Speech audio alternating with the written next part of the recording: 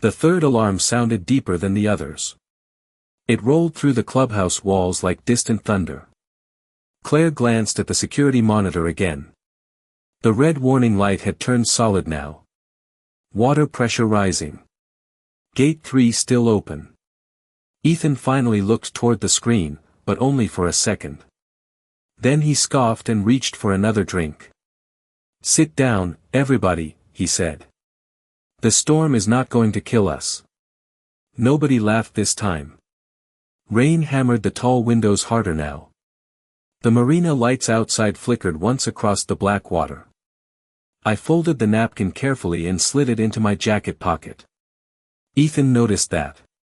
His jaw tightened slightly. Strange what people suddenly care about once their own words stare back at them. "You think picking up a little note makes you noble?" he asked. I looked at him for a long moment. "No," I said quietly. "I think your daughter meant it." The room went still again. Claire stopped drying glasses. Even the old man near the fireplace lowered his newspaper. Ethan's face hardened fast after that. Too fast. Like somebody slamming a door before the wind gets inside. "Do not talk about my family," he snapped. His voice bounced off the dark wood ceiling. But underneath the anger, I heard something else. Fear. Small. Buried deep. Another beep echoed from the service panel. Then the overhead lights dimmed for half a second. That got everybody's attention. A woman near the bar grabbed her purse.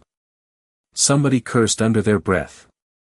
Outside, branches bent violently over the private road leading down to the marina docks. The storm had arrived faster than forecast. I stood up slowly and reached for my guitar case. Ethan stepped sideways and blocked me. "You are not going anywhere." "Move," I said. "The intake channel needs clearing." "You shut those gates every time it rains," he said. "You love reminding people you control everything around here." "No," I answered. "I like keeping your homes above water." A few heads turned after that. Especially the residents sitting closest to the windows. They knew what happened 2 years ago. 3 basements flooded. 1 retaining wall collapsed near the East Hill. The HOA buried the reports quietly after insurance covered it. But everybody living here remembered the smell afterward. Wet drywall. Mud. Fuel from overturned golf carts. Ethan remembered too. His expression changed for just a second. Then pride covered it again. "You work for us," he said. "Do your job when I tell you." I slipped my hand toward the key fob on my belt.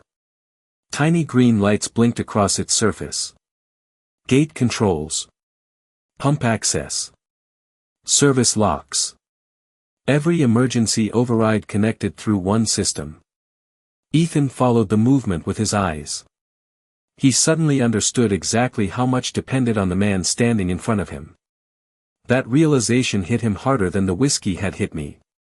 Claire quietly stepped out from behind the bar. "Ethan," she said carefully, "maybe let him handle the marina." He ignored her completely. Outside, lightning flashed across the lake. For a brief second, the whole clubhouse glowed pale blue. Then darkness swallowed the windows again. The old man by the fireplace stood up slowly. "My grandson keeps his boat down there," he muttered. "Gate 3 floods first." More whispers spread after that. Chairs shifted. Phones came out. People started checking weather alerts. The room no longer felt like a bar. It felt like the first 10 minutes before a disaster. Ethan sensed the change too. That was why he stepped closer again. "Nobody leaves," he announced loudly. "This storm warning is exaggerated." But he sounded less certain now. I could smell panic mixing with bourbon on his breath. Then the service radio clipped to my belt crackled alive. "Malik," a voice shouted through static. "North Pump is backing up already." Every face in the room turned toward me. Static hissed through the radio again. Malik, respond. I grabbed the device from my belt. I am here, I answered. Wind roared through the speaker so loudly it almost drowned out the voice on the other end. Water is pushing past the north barrier, the worker shouted. We already lost one dock light. Several people inside the bar exchanged nervous looks. Ethan folded his arms tightly across his chest. How bad? I asked. A loud metallic bang cracked through the radio first. Then came the answer. If Gate 3 stays open another 15 minutes, the whole lower lane floods. Silence spread across the room after that. Real silence this time. Not embarrassment. Not social tension. Fear.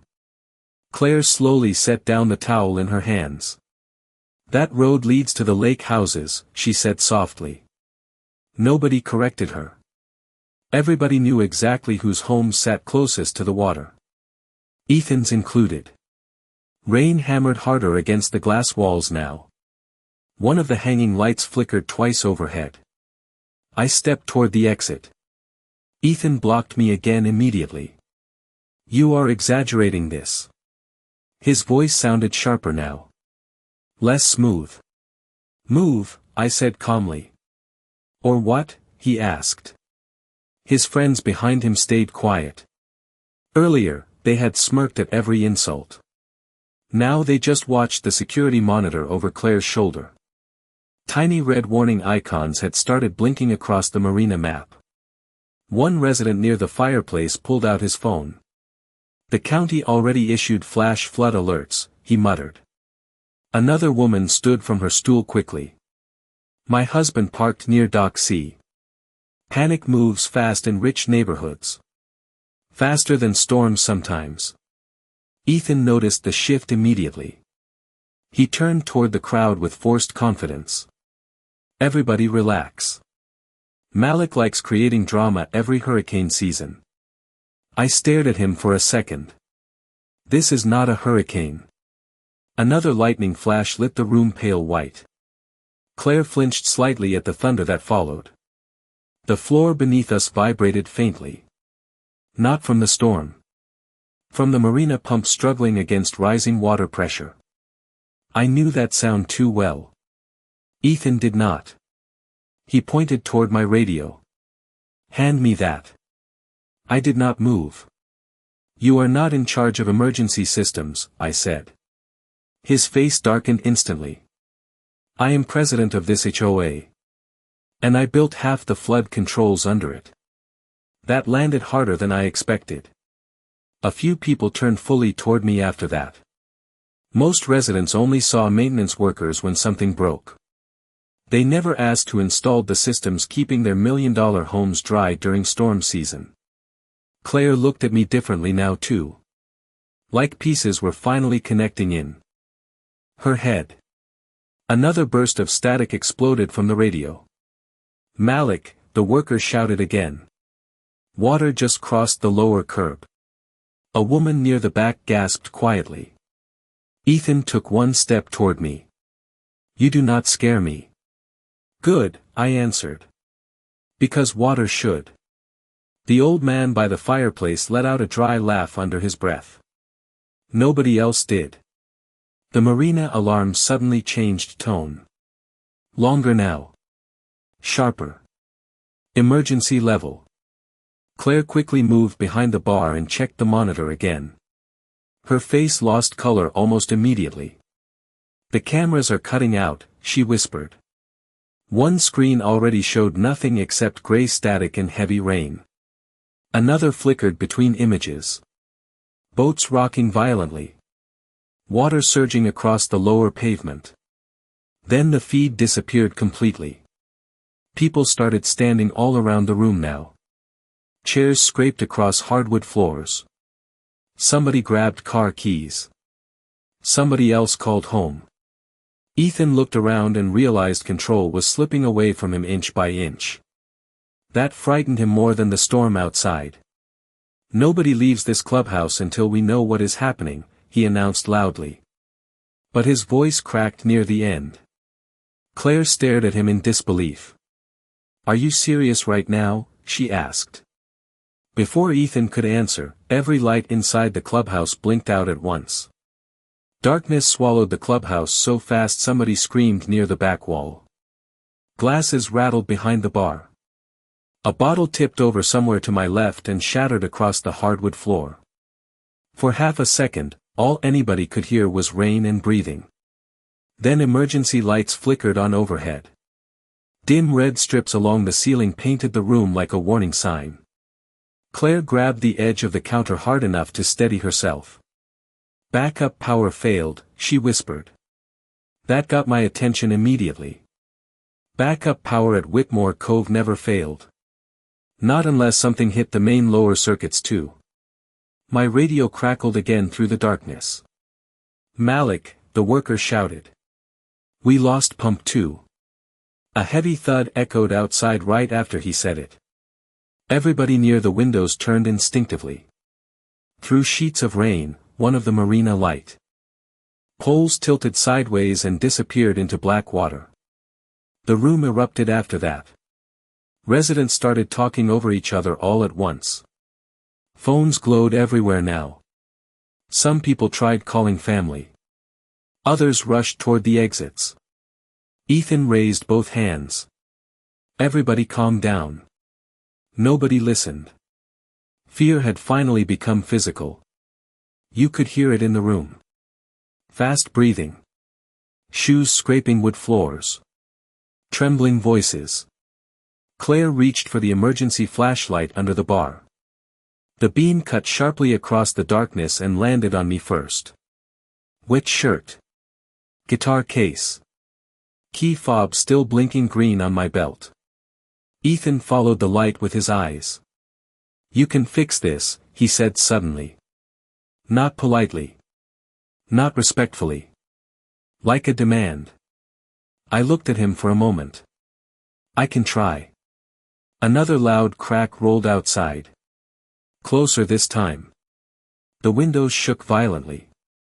Somewhere down near the docks, a car alarm began wailing through the storm. Claire moved beside me carefully. "How bad is this really?" she asked quietly. I listened for a second before answering. "The pumps. The water pressure. The vibration beneath the floor." "Bad enough," I said. Her face tightened immediately. She believed me now. Most people did. Ethan still fought it. This would not be happening if the county maintained the drainage channels properly, he snapped.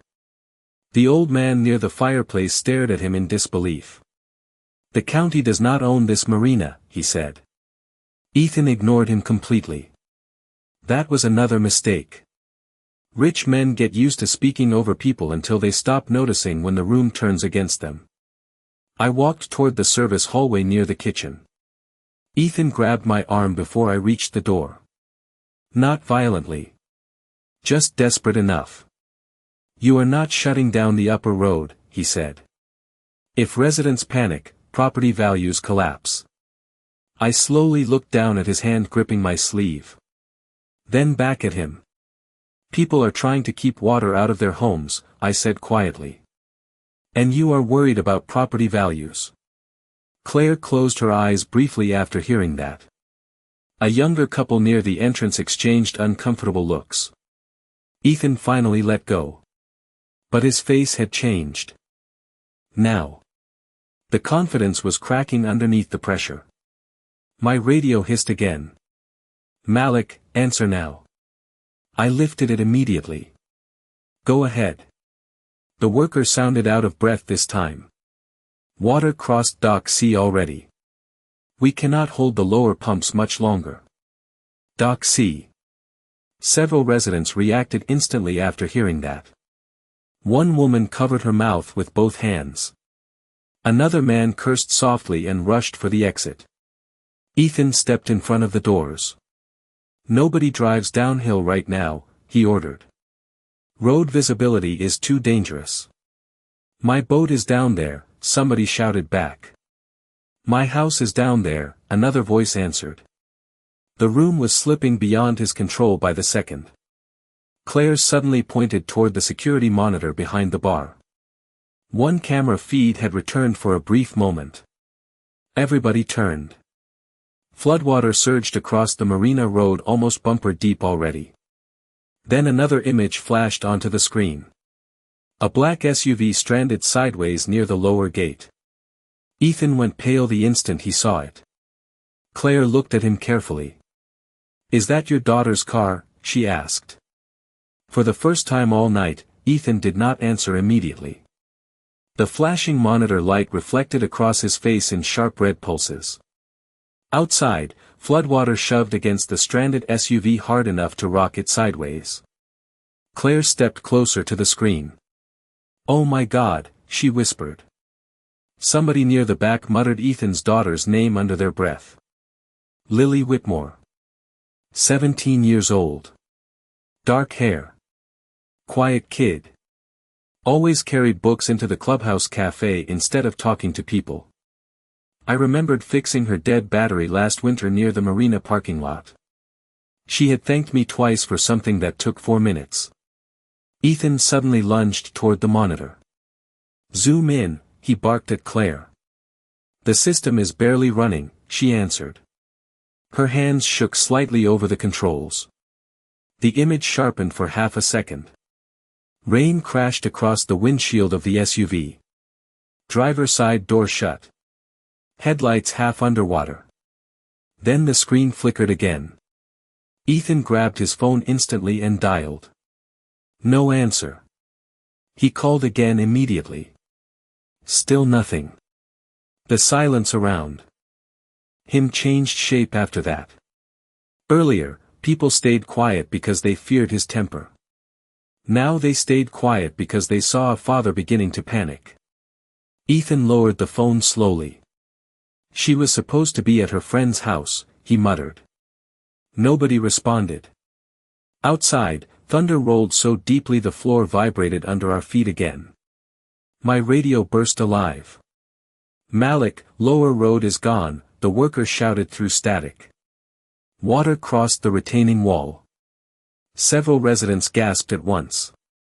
One woman covered her mouth. Another man hurried toward the exit before Claire stopped him. "You cannot drive into that," she warned. The emergency lights flickered again overhead. Dimmer this time. We were losing more power by the minute. Ethan turned toward me suddenly. "Open the marina gate." His voice sounded completely different now. Raw. "It is already open," I answered. "Then get her out of there." Everybody in the room looked at me after he said that. I could feel it immediately. Fear does strange things to people. 10 minutes earlier, Ethan treated me like furniture in his own clubhouse. Now the entire room waited for me to solve the problem nobody else understood. Ethan stepped closer. Rainwater leaked through the front doors behind him in thin streams across the floor. "Please," he said quietly. That word changed the room more than the storm had. Claire noticed it too. Her eyes widened slightly. Men like Ethan Whitmore did not say please to people like me. Not in public. Maybe not ever. I picked up my flashlight from the counter and clipped the radio back onto my belt. "How long until the lower pumps fail completely?" Claire asked. I listened again to the distant hum beneath the floorboards. It sounded uneven now. Strained. "Maybe 20 minutes, I answered. "Maybe less." Ethan rubbed both hands across his face hard. The anger from earlier was gone completely now. Only fear remained. "I can drive down there," one resident offered suddenly. "No," I said immediately. "Water moves too fast around those curves." The old man by the fireplace nodded once. He understood. Most people do not respect floodwater until they see a car disappear under it. Another loud, metallic crash echoed from outside. Everybody flinched toward the windows. Through the rain, one section of dock railing collapsed sideways into black water. Claire inhaled sharply. "This is getting worse." "Yes," I said.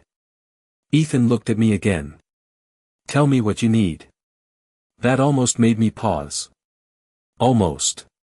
Earlier that night he threw whiskey in my face. Mocked me in front of the room. Talked about people like me staying invisible. Now his daughter sat trapped somewhere near a flooded marina because he delayed every warning trying to protect appearances. The napkin in my pocket suddenly felt heavier than before. Dad, please come home sober tonight. Some lessons arrive too late. I grabbed my guitar case and handed it quietly to Claire. Keep this dry for me. She took it carefully. Malik, she said softly, be careful. I nodded once and headed toward the service hallway. Ethan followed immediately behind me. Then the lights failed again. The emergency lights died completely this time. Darkness crashed over the hallway so suddenly Ethan ran into my shoulder. Somewhere behind us, people inside the clubhouse started shouting over each other again. Claire called for everyone to stay calm, but panic had already spread too far. I switched on my flashlight. The narrow beam cut through the dark service corridor in sharp white lines. Pipes rattled overhead. Water hammered the building from outside hard enough to sound like gravel against the walls. Ethan followed close behind me now. Too close. His expensive shoes slipped once on the wet concrete floor. Slow down, he muttered. I kept moving. Your daughter does not have time for slow. That shut him up for several seconds. We passed the maintenance office near the rear loading dock. Half the room was already ankle-deep in water leaking beneath the outer doors. The smell hit immediately. Mud. Salt water. Oil from the marina pumps. I unlocked the emergency cabinet beside the wall and grabbed a waterproof radio battery and a set of flood keys. Ethan watched every movement carefully now. Earlier that night he barely looked at me when I spoke. Funny how quickly people start paying attention once survival enters the room. My radio hissed again. Malik, answer. Go ahead. Lower transformer is overheating, the worker shouted. If it blows, we lose every flood pump. Ethan looked at me sharply. Can that happen? Yes. How long? I checked my watch automatically. The habit stayed from years working storm response jobs along the Carolina coast. Not long. Thunder cracked overhead so violently the hallway lights flickered once even without full power. Ethan flinched hard at the sound. I noticed his hands shaking now too. Not from cold. Adrenaline. Fear strips people down fast. Outside the loading dock windows, rain moved sideways across the parking lot under violent wind gusts. Water already covered the lower half of several parked cars. Ethan saw it and stopped walking for a second. Jesus Christ. This storm changed direction an hour ago, I said while locking the emergency cabinet shut. County forecasts missed it. Then why did you know? I looked at him briefly. Because I maintain the flood sensors nobody else bothers reading. He stared at me after that. Not angry anymore. Just realizing how many invisible things had been holding his world together this whole time. We pushed through the rear service doors into the storm. Wind slammed into us instantly. Rain hit my face so hard it stung. Ethan cursed under his breath and pulled his coat tighter. The marina road ahead looked almost unrecognizable now. Water rushed across the pavement in fast-moving sheets under the flashing emergency lights. Palm trees bent violently near the lower hill. Somewhere out on the docks, metal chains clanged wildly against steel poles. I led Ethan toward the utility cart parked beside the generator shed. The tires were already half submerged. Get in, I shouted. He climbed into the passenger seat without arguing. That alone told me how scared he really was now. I turned the ignition. The engine coughed twice before roaring alive. The dashboard immediately flashed warning signals from 3 different marina sectors. None of them good. Ethan stared at the screen. What does red mean? Failure. We drove downhill slowly through floodwater spraying high around the tires. Visibility dropped worse. With every turn, the windshield wipers struggled to keep up. Through the storm, dark shapes of expensive lakefront homes appeared and disappeared between flashes of lightning. Several driveway alarms were already going off. People stood at windows watching the flooding rise toward their lawns. Ethan's phone rang suddenly through the noise. He grabbed it instantly. "Lily?" His voice cracked with hope. Then his face dropped. "No, Claire, I cannot hear you." Static swallowed most of the call. But I caught enough. Residents trapped uphill. Main road flooding too. Somebody injured near Dock Beach. Ethan lowered the phone slowly. "The clubhouse lost communication with county emergency services," he said quietly. "Another problem. Another crack spreading through the system." We rounded the final curve toward the marina entrance. Then both of us saw the lower gate. Water had almost swallowed it completely. The lower marina gate groaned under the pressure of the floodwater like a living thing ready to snap apart. Waves slammed against the steel bars hard enough to spray over the top. The entire road beyond it had disappeared underwater. Ethan stared through the windshield without blinking. "Her car was right there," he said quietly. "I parked the utility cart near the generator shed and killed the engine." Rain hammered the roof immediately. The world outside sounded violent now. Wind. Water. Metal rattling somewhere down near the docks. Ethan reached for the door handle fast. I grabbed his arm before he could open it. "You walk into that current," I said, "and it takes both of us." He looked at me sharply. Fear had hollowed his face out completely by now. Not long ago he stood in a warm bar throwing insults with a drink in his hand. Now he looked like every other terrified parent caught in a storm bigger than themselves. I stepped out first. Cold water surged over my boots instantly. It pushed harder than before. Almost knee-deep already. Ethan followed behind me carefully, breathing hard against the rain. Lightning flashed across the marina. For one bright second, we saw the whole disaster clearly. Floating dock sections drifting loose. Trash bins spinning through black water. One boat half sunk near Dock C. And 30 yards ahead, the black SUV tilted sideways against the flooded curb. Ethan shouted his daughter's name immediately. The storm swallowed the sound. We pushed forward together through the water. Every few feet the current shifted direction unpredictably around submerged curbs and broken pavement. Ethan stumbled once. I caught his jacket before he fell. "Slow down," I barked. "You cannot help her if you drown first." He nodded quickly. No argument anymore. The marina warning siren suddenly changed pitch overhead. Higher now. Continuous. My stomach tightened immediately. "What is that?" Ethan shouted. I looked toward the pump station uphill. One of the emergency floodlights near the building blinked red 3 times. Then darkness. "Pump failure," I answered.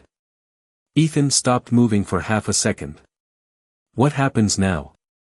I looked toward the water rushing around our legs. "Now it rises faster."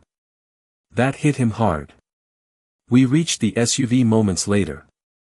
Water surged halfway up the doors already.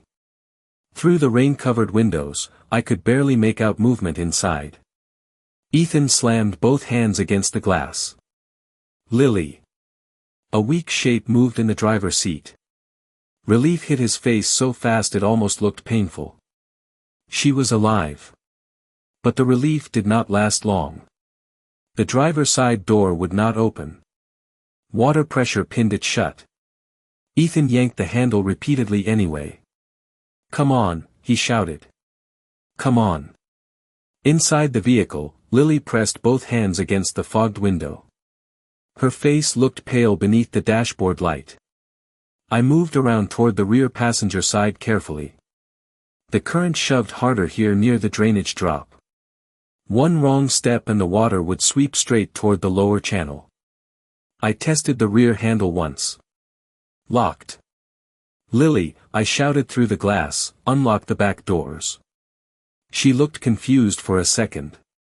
Then nodded weakly. The locks clicked. I pulled hard. The rear door opened barely 6 inches before floodwater exploded inside the vehicle. Ethan lunged forward immediately. Easy, I shouted. Do not tip the car. The SUV shifted slightly anyway under the force of the water entering it. Ethan froze. We both heard the same thing then. A low grinding sound underneath us. Metal straining deep below the flooded road. My radio hissed violently against my chest. Malik, the worker yelled through static. The north retaining wall is cracking. I closed my eyes briefly. That wall sat directly uphill from the marina entrance. If it failed, thousands of gallons of runoff would hit this road all at once. Ethan saw my expression immediately. What does that mean? He asked. Another loud crack echoed through the storm somewhere above us. Another crack rolled through the storm louder than the thunder this time.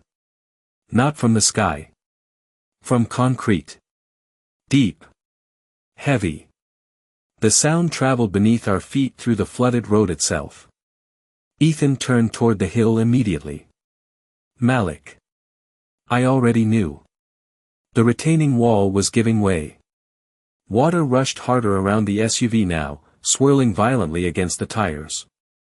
Inside the vehicle, Lily looked terrified. Her hands trembled against the seatbelt buckle.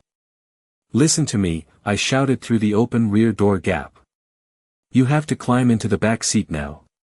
She nodded weakly. Ethan pressed closer to the vehicle. Baby, move now. The SUV shifted slightly again under the force of the current. That got everybody moving faster. Lily crawled between the seats while water surged into the floorboards around her ankles. Rain hammered the roof so loudly it almost drowned out everything else. I grabbed the rear door and pulled harder. Another inch. Then another.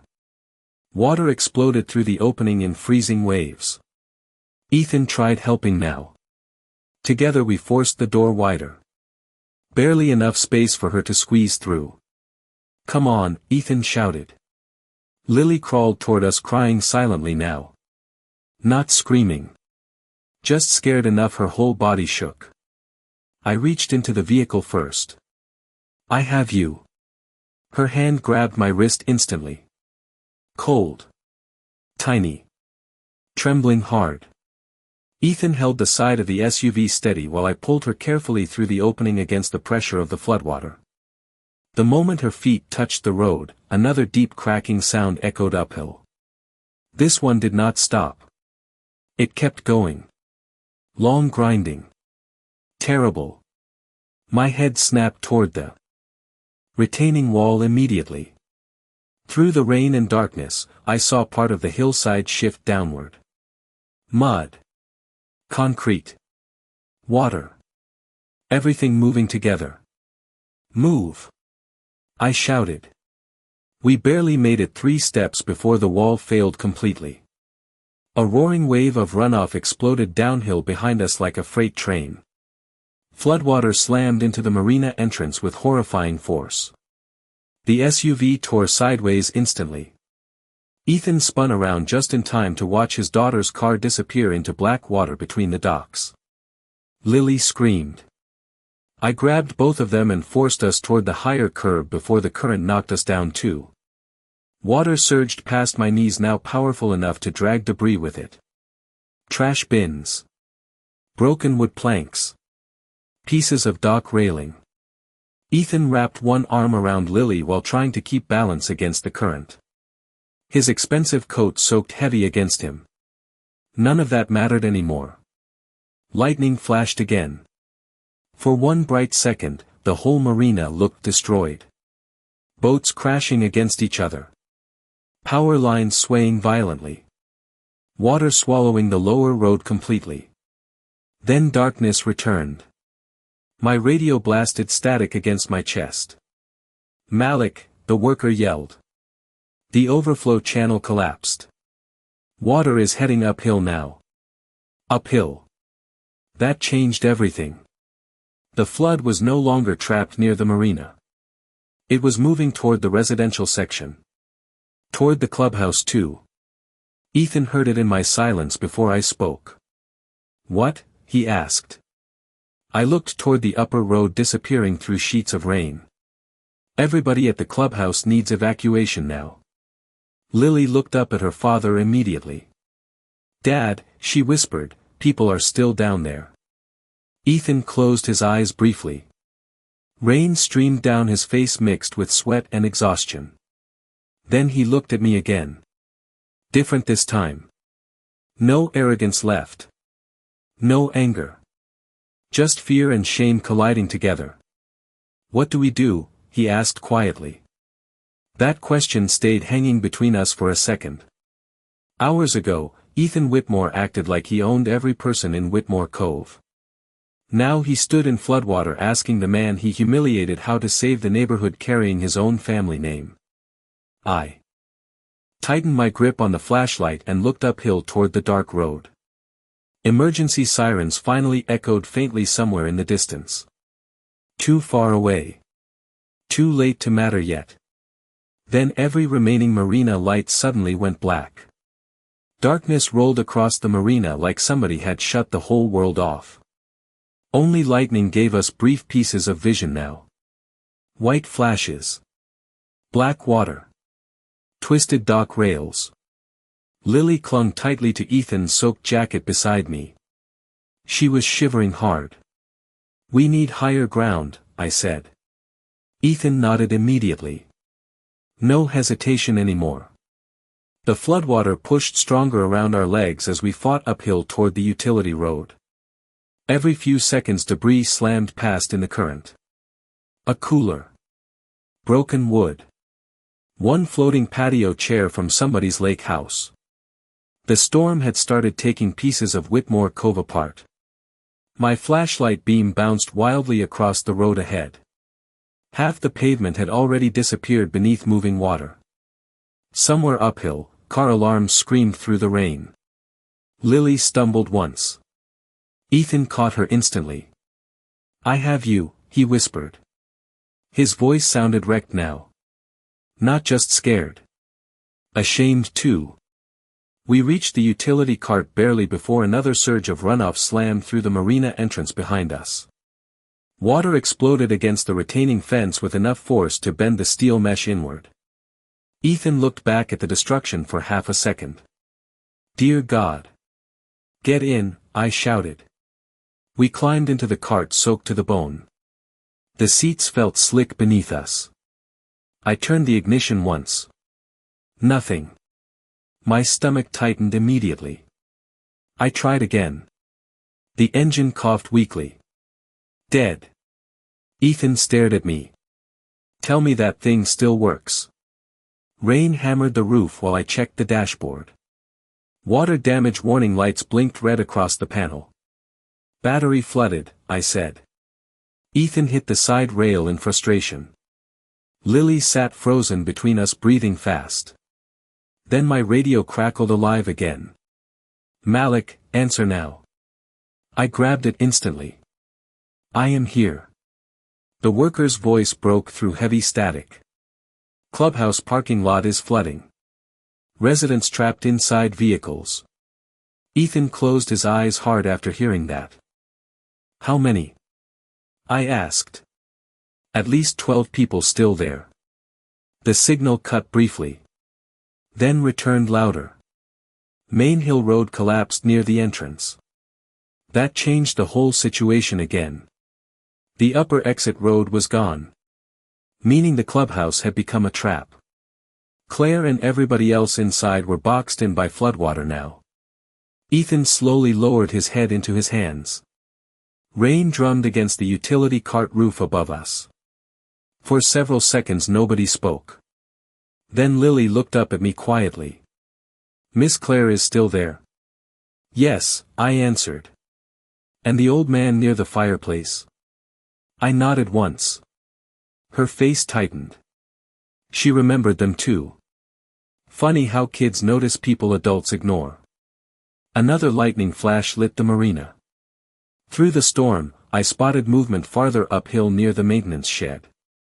One emergency generator still glowed faintly behind chain link fencing. My mind locked onto it immediately. Stay here, I said. Ethan grabbed my sleeve fast. Where are you going? Backup generator. Will it help?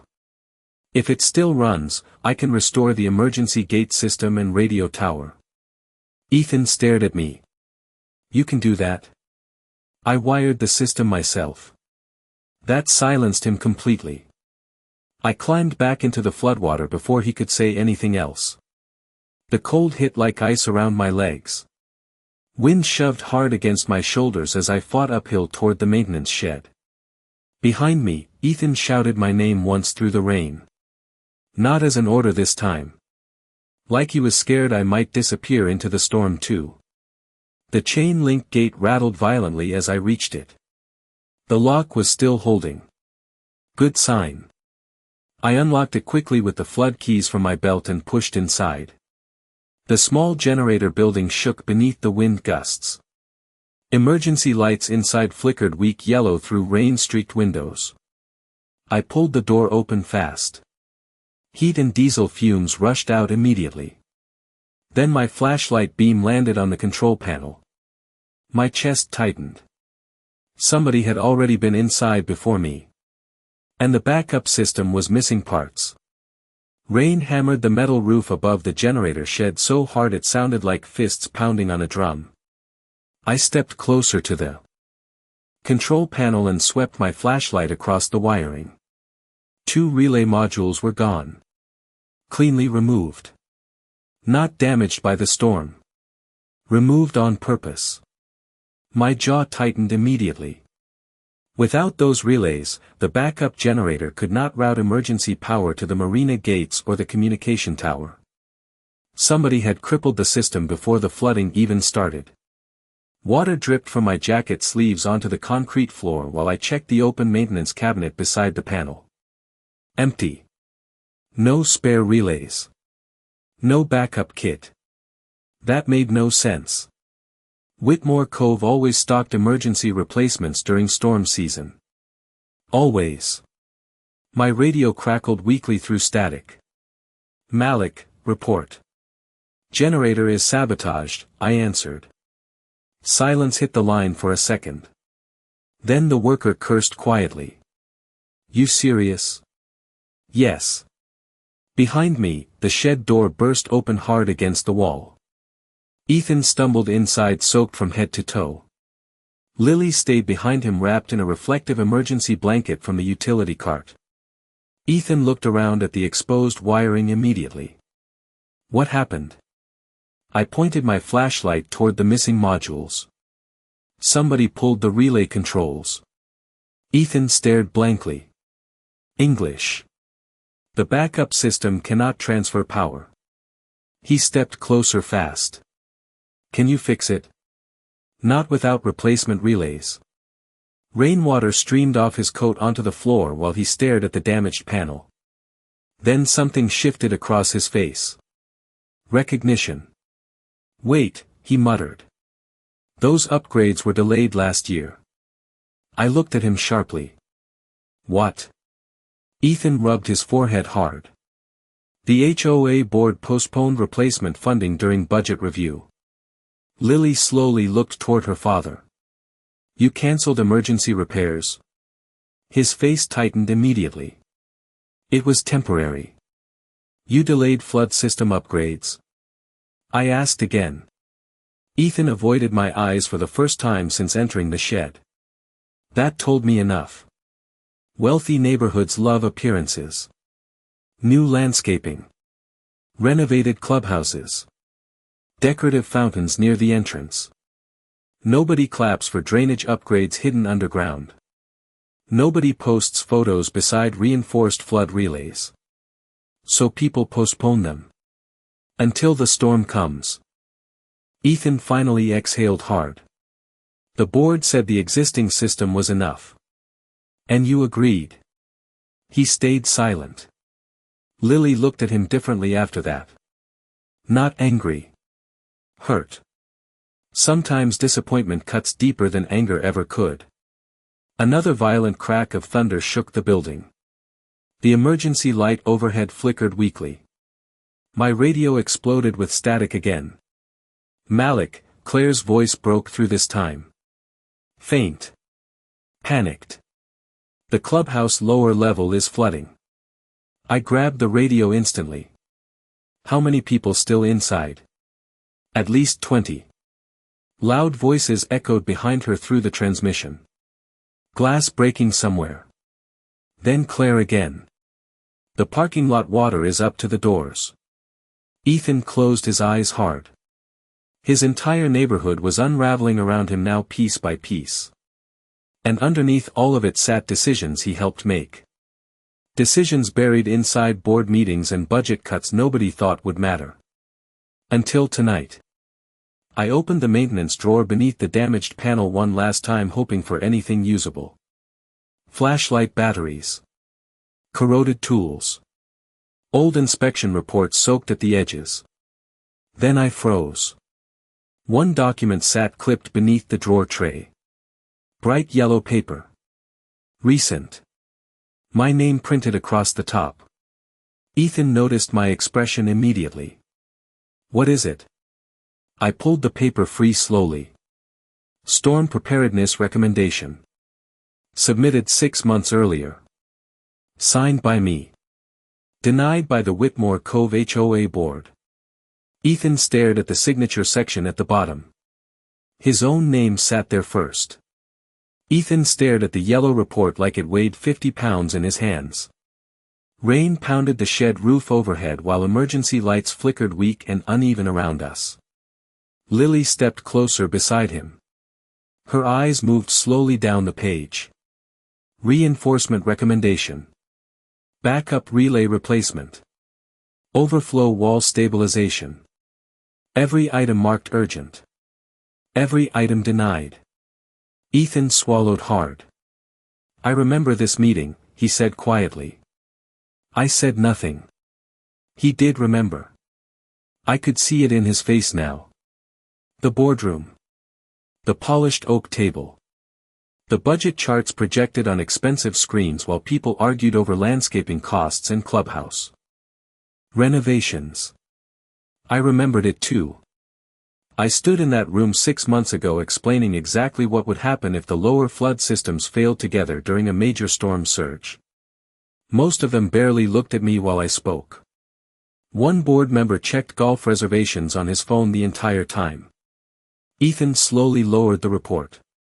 We were trying to avoid raising HOA fees. You avoided replacing safety systems, I answered. My voice stayed calm. Somehow that made it worse. Lily looked between us silently. The emergency light buzzed overhead once before dimming again. Claire's voice suddenly crackled through the radio. Malik, water just entered the ballroom. Loud shouting echoed behind her now. Furniture scraping. Somebody crying. We cannot hold people upstairs much longer. I grabbed the radio tighter. How high is the water? Almost 3 feet downstairs already. Ethan closed his eyes briefly. His whole neighborhood was collapsing under decisions made inside comfortable rooms by people who assumed consequences would never reach them personally. Then his daughter spoke softly beside him. Dad. He looked at her immediately. You told everyone the cove was prepared. He opened his mouth to answer. Nothing came out. Outside, another violent gust slammed rain sideways against the shed windows. The generator lights flickered dangerously low. I looked back toward the damaged control panel. Missing relays. Failed pumps. Floodwater climbing fast uphill now. Then an idea hit me. Small.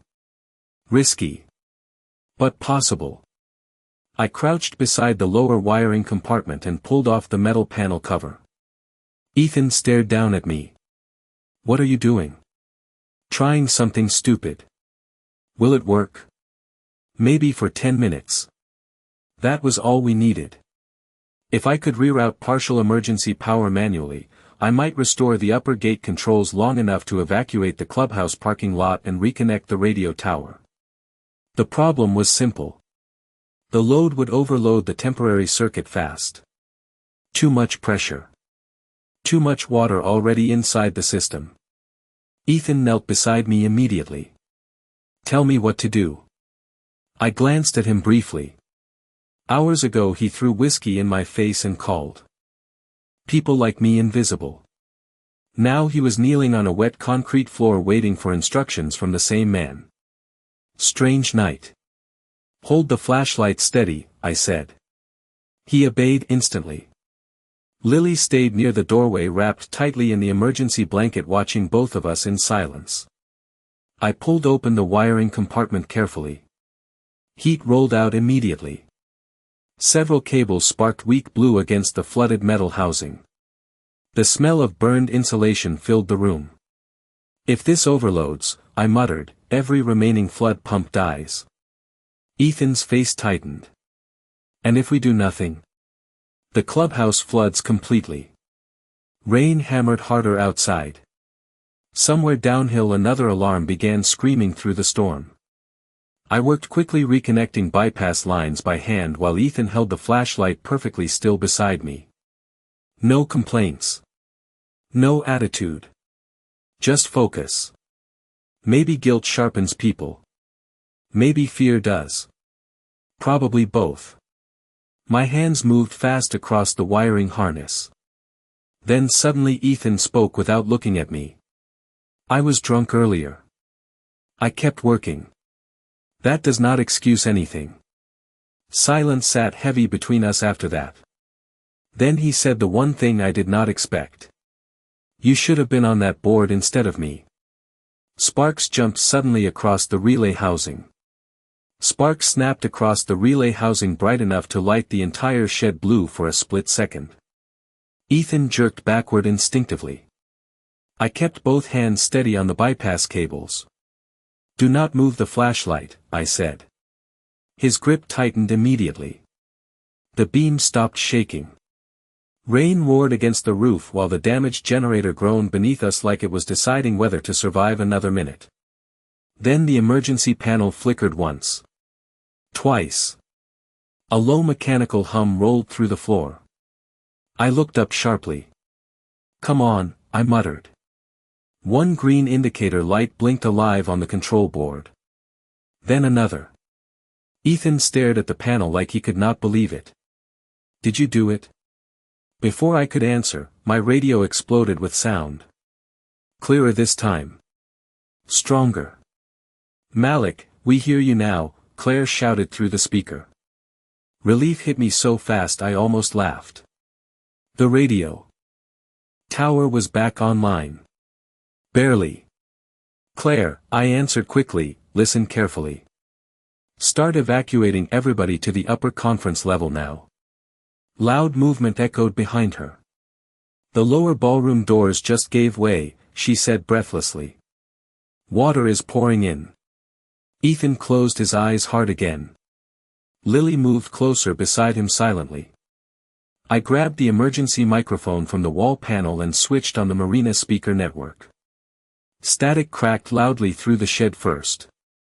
Then my voice rolled out across Whitmore Cove through every surviving emergency speaker still connected to backup power. This is Malik Carter. Mandatory evacuation for all Lower Marina residents. Move uphill immediately. Avoid the east retaining road. Repeat, avoid the east retaining road. Ethan stared at me quietly while the message echoed through the storm outside. Maybe it sounded strange hearing my voice become the one guiding his entire neighborhood. The same voice he mocked hours earlier in front of a crowded bar. Claire came back over the radio. People are moving now. Some are panicking. Keep them moving, I answered. Emergency crews should reach the north entrance soon. Hopefully. The temporary bypass would not hold long. I could already smell overheated wiring building inside the panel again. Ethan noticed it too. "How much time do we have?" "Not enough." A loud boom echoed outside immediately after I said it. The whole shed shook violently. Lily grabbed the doorway hard. "What was that?" I turned toward the dark window. Somewhere uphill, transformers flashed bright green against the rain before going black again.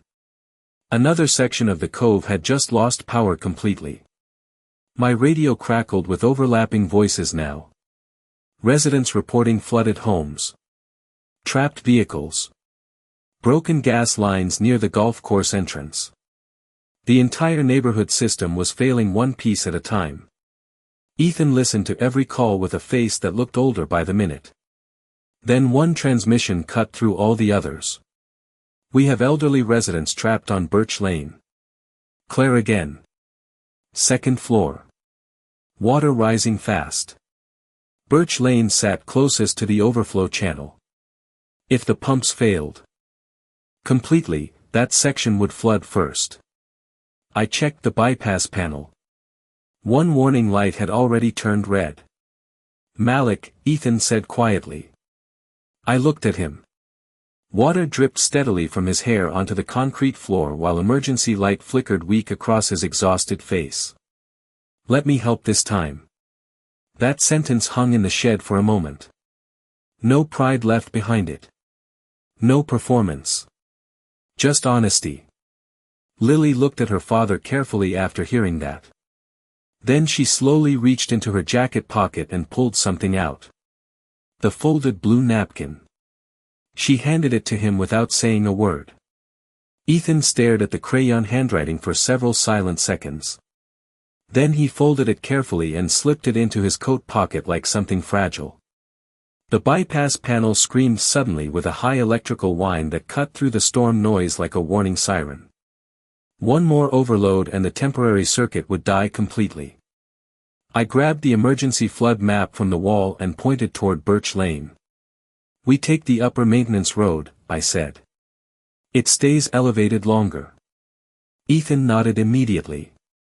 No hesitation now. We rushed back into the storm together. Rain hit like sheets of ice across our faces. The emergency speaker system still echoed my evacuation warning across Whitmore Cove between bursts of static. Residents moved uphill carrying bags, blankets, pets, whatever they could save in two hands. Some recognized Ethan as we passed. Their expressions changed when they saw him soaked, exhausted, and following me instead of leading anybody. The floodwater reached halfway up the utility road now. Flashing emergency lights reflected across the moving current in broken red streaks. Lily stayed close beside her father while we pushed uphill toward Birch Lane. Halfway there, emergency vehicles finally appeared through the rain near the north entrance. Fire trucks. County rescue crews. Too far to help the trapped residents yet, but close enough to change the feeling in the air. Hope moves differently than panic. You can hear it before you see it. Claire's voice crackled through my radio again. "Malik, we evacuated most of the clubhouse." Relief hit me. Quietly. Most? 3 elderly residents still trapped upstairs on Birch Lane. Water blocked the front stairs. Ethan looked at me immediately. "That is the Patterson house." I recognized the name. Older couple. Retired teachers. Their grandson kept a fishing boat near Dock C. We reached Birch Lane moments later. Water rushed violently through the lower yards already carrying branches and lawn furniture downhill. The Patterson house sat dark at the end of the cul-de-sac with floodwater surrounding the porch. A flashlight beam flickered weakly from the upstairs window. "Over here," an older voice shouted through the storm. Ethan did not wait for instructions this time. He moved straight into the water beside me carrying the emergency rope from the utility cart across his shoulder. Together we secured the line between the porch column and a streetlight pole still standing above the current. Then we crossed carefully one step at a time. The house groaned softly beneath the pressure of the water hitting its foundation. Inside, the smell of wet wood and seawater filled the dark stairwell. We found the Pattersons huddled upstairs wrapped in blankets beside their neighbor Mrs. Green. Frightened. Cold. Alive. Ethan knelt beside them immediately. "We are getting you out." His voice sounded steady now. Real. No performance left inside it anymore. Just responsibility. We guided them slowly back across the rope line through the floodwater toward the emergency crews arriving uphill. County firefighters rushed forward and took over once we reached dry pavement again. One medic wrapped blankets around Lily and the older women immediately. Another checked Ethan's shaking hands for cold exposure. He barely noticed. He just stood there breathing hard in the rain watching rescue crews move through the neighborhood carrying lights and stretchers and emergency radios into the darkness. Whitmore Cove looked different now. The perfect image was gone. Flooded lawns. Broken docks. Muddy water rushing through expensive streets. And people finally seeing the invisible systems underneath everything they called luxury. Ethan reached slowly into his coat pocket and pulled out the folded blue napkin again. Rain had smeared some of the crayon ink, but the words still showed clearly enough. He stared at it quietly for a long moment. Then he looked at me. "You still came back for us," he said. I glanced toward the flooded marina barely visible through the storm. Somebody had to. Dawn finally began touching the lake horizon behind us.